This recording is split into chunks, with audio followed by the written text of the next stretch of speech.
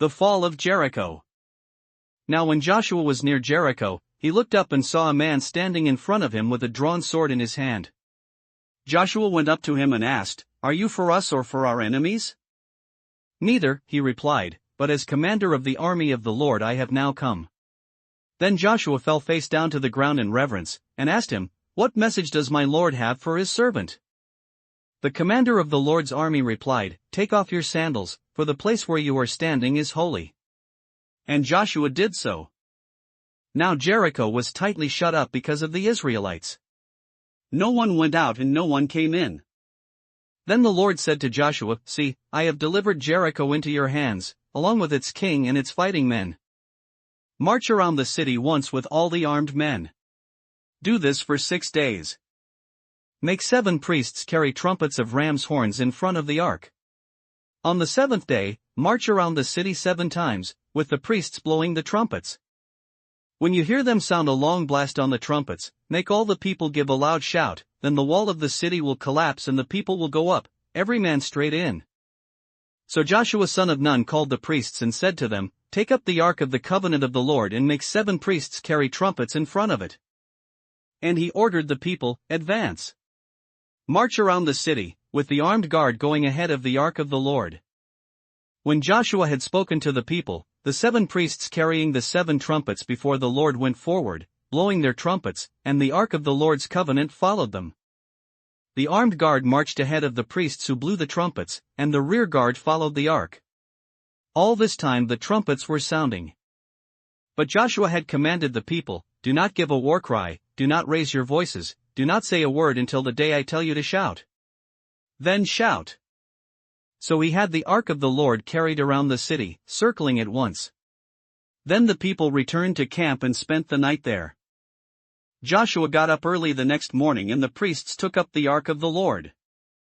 The 7 priests carrying the 7 trumpets went forward, marching before the ark of the Lord and blowing the trumpets. The armed men went ahead of them and the rear guard followed the ark of the Lord, while the trumpets kept sounding. So on the 2nd day they marched around the city once and returned to the camp. They did this for 6 days.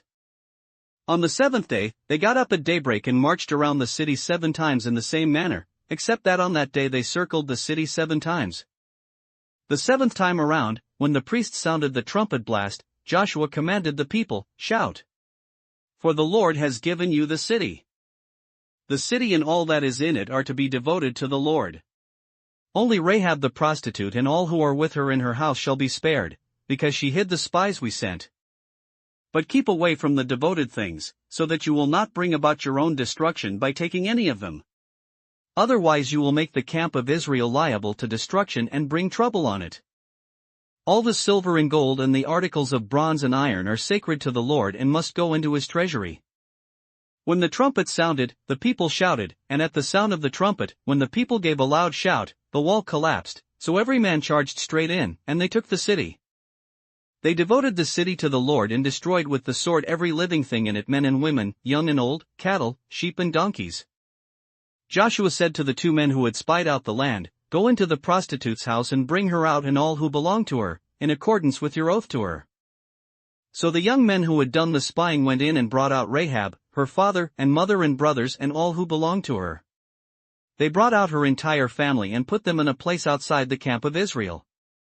Then they burned the whole city and everything in it, but they put the silver and gold and the articles of bronze and iron into the treasury of the Lord's house. But Joshua spared Rahab the prostitute, with her family and all who belonged to her, because she hid the men Joshua had sent as spies to Jericho, and she lives among the Israelites to this day. At that time Joshua pronounced this solemn oath, "Cursed before the Lord is the man who undertakes to rebuild this city, Jericho. At the cost of his firstborn son will he lay its foundations, at the cost of his youngest will he set up its gates." So the Lord was with Joshua, and his fame spread throughout the land.